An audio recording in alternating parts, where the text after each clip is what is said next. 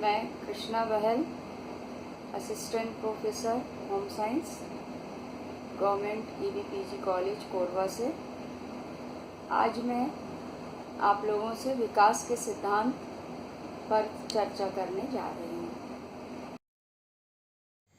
जब बालक एक अवस्था से दूसरी अवस्था में प्रवेश करता है तो उसमें कुछ परिवर्तन दिखाई देते हैं। अध्ययनों से ये सिद्ध हुआ है कि ये परिवर्तन कुछ निश्चित सिद्धांतों के आधार पर होते हैं और यही सिद्धांत विकास के सिद्धांत कहलाते हैं। विकास के प्रमुख सिद्धांत इस प्रकार होते हैं। विकास का पहला सिद्धांत है कि विकास का एक निश्चित प्रतिरूप होता है। इसके दो नियम हैं। मस्तिष्क से नीचे की ओर का नियम, अर्थात सिर से पैरों की ओर विकास होता है। दूसरा है निकट से दूर का नियम, अर्थात केंद्र के पास के भागों का विकास पहले होता है, दूरस्थ भागों का बाद में।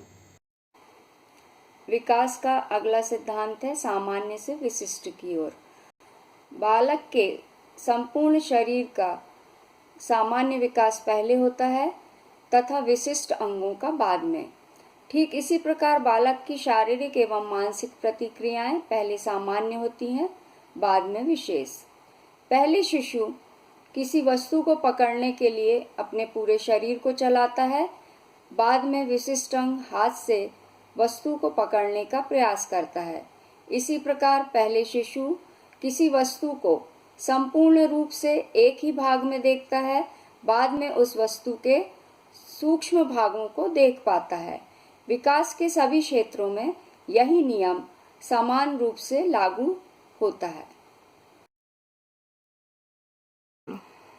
विकास का अगला सिद्धांत है विकास की गति निरंतर है। विकास निरंतर होता रहता है।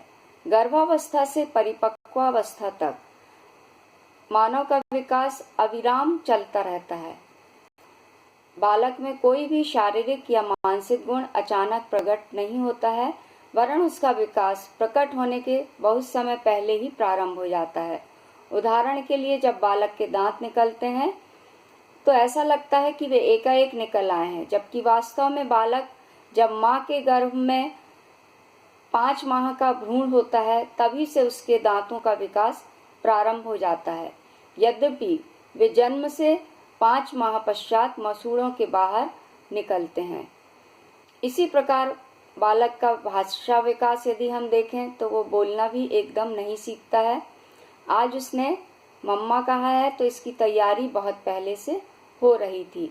जैसे वह प्रारंभ में रोने की आवाज़ निकालता है, फिर बालालाप करता है और अंत में शब्द बोलना सीख जाता है। इसी प्रकार विकास की यह प्रक्रिया निरंतर चलती रहती है। कभी कभी कुपोषण, संवेगात्मक तनाव एवं प्रतिकूल वातावरण के कारण इसमें व्यवधान पड़ सकता है। यद्यपि विकास का पैटर्न सभी बालकों के लिए एक जैसा होता है, अर्थात प्रत्येक बालक अपने तरीके से, अपनी गति से इस प्रतिमान का अनुकरण करता है, परंतु इसमें व्यक्तिगत भेद पाए जाते हैं। हम देखते हैं कि कुछ बालकों का विकास शांत क्रम में सीढ़ी दर सीढ़ी पद्धति से होता है और कुछ बालकों को प्रयत्नपूर्वक विकास करना पड़ता है, अर्थात उनको कुछ कठिनाइयों का सामना करना पड़ता है। इसी तरह लिंगगत भी ये व्यक्तिगत भेद होता है, जैसे बालक एवं बालिकाओं के शारीरिक विकास में अंतर होता है। डॉक्टर वजानस्की के अनुसार व्यक्तिगत भेद 2 कारणों से होता है, आंतरिक परिस्थितियों के कारण और बाह्य परिस्थितियों के कारण। प्रत्येक विकासावस्था की अपनी विशिष्टताएं होती हैं। मनोवैज्ञानिकों के अनुसार शैशवावस्था में बालक अपने वातावरण की वस्तुओं को पहचानने में अधिक रुचि लेता है। वह अत्यंत जिज्ञासु प्रवृत्ति का होता है। बाल्यावस्था में बालक मित्र मंडली बनाकर खेलते हैं। उनमें सामाजिकता की भावना प्रबल होती है। किशोरावस्था में किशोरों में अनेक शारीरिक तथा मानसिक परिवर्तन होते हैं। किशोरावस्था की विशिष्टताएं हैं विपरीत लिंग के प्रति आकर्षण, स्वतंत्रता प्राप्ति की इच्छा तथा वीर पूजा की भावना का। विकास का अगला सिद्धांत है विभिन्न अंगों की विकास की विभिन्न गति होती है। अर्थात बालक के विभिन्न अंगों का विकास की जो गति होती है ये अलग अलग होती है। जैसे मस्तिष्क 6 से 8 वर्ष की आयु में पूर्ण परिपक्व हो जाता है, तो हाथ पैर और नाक का पूर्ण विकास किशोरावस्था आने तक हो पाता है।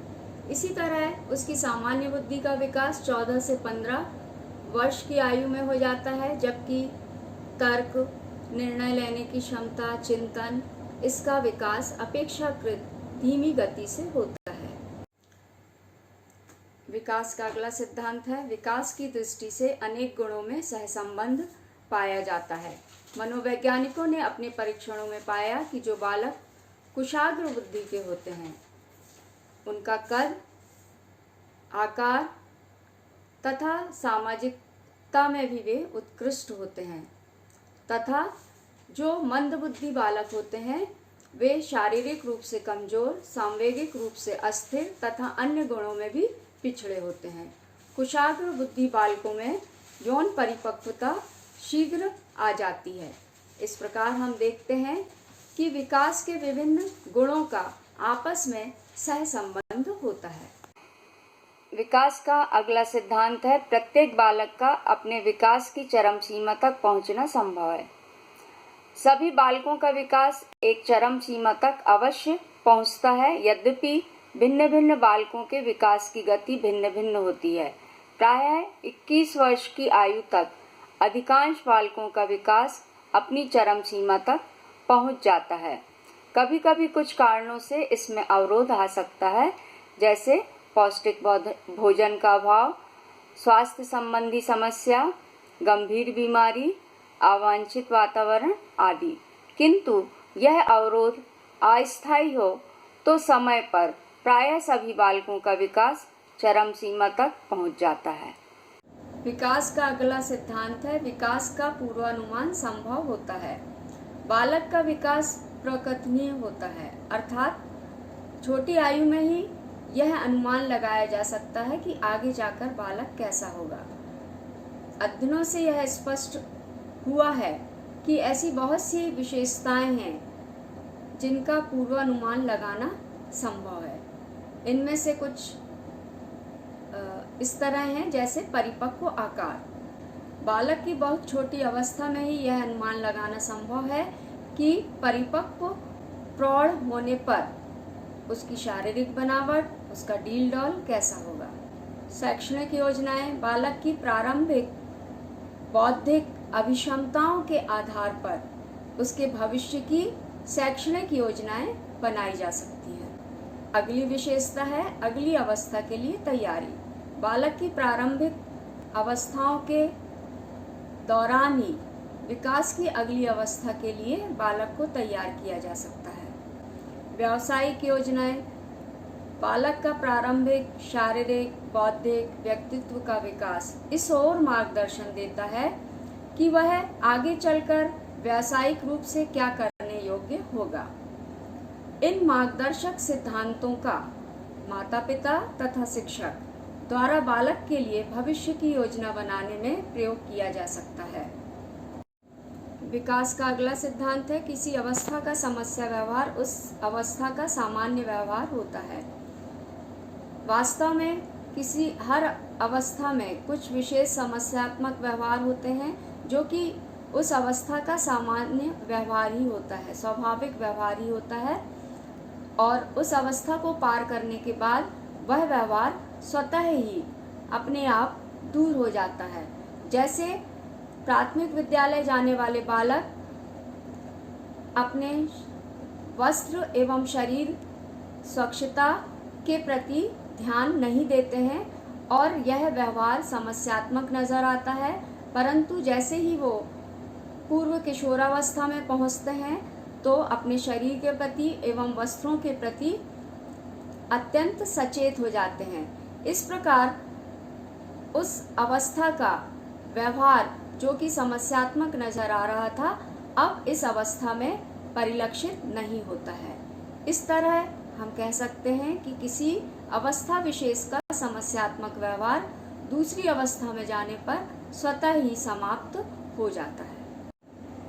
विकास का अगला सिद्धांत है प्रत्येक व्यक्ति विकास की सभी अवस्थाओं से क्रमशः गुजरता है। अर्थात प्रत्येक व्यक्ति विकास की सभी अवस्थाओं जैसे गर्भावस्था, शैशवावस्था, बाल्यावस्था, किशोरावस्था, प्रौढ़ावस्था, वृद्धावस्था से क्रमानुसार गुजरता है। एक अवस्था समाप्त होने के बाद ही वह दूसरी अवस्था में प्रवेश कर सकता है। विकास का यह क्रम अटूट एवं प्राकृतिक होता है। विकास का अगला सिद्धांत है बालक का विकास उसकी काम प्रवृत्ति के अनुसार होता है। प्रसिद्ध मनोवैज्ञानिक फ्रायड के अनुसार बालक का विकास उसकी काम प्रवृत्ति के अनुसार होता है। उन्होंने इस आधार पर बालक के विकास को क्रमबद्ध किया है। पहली अवस्था में बालक अपने स्वयं से प्रेम करता है, अतः इस अवस्था को स्वकाम पूर्णावस्था कहा जाता है। द्वितीय अवस्था में बालक माताओं से और बालिकाएं पिता से प्रेम प्रदर्शित करते हैं। इसे क्रमशः ऑडिपस कॉम्प्लेक्स और इलेक्ट्रा कॉम्प्लेक्स कहते हैं। तृतीय अवस्था में बालक बालकों के प्रति और बालिकाएं बालिकाओं के प्रति मित्रता एवं प्रेम प्रदर्शित करती हैं। चौथी अवस्था में बालक विषम लिंगी के प्रति आकर्षित होते हैं और उनके प्रति प्रेम प्रदर्शित करते हैं। इस प्रकार फ्रायड के अनुसार विकास का क्रम निर्धारित होता है।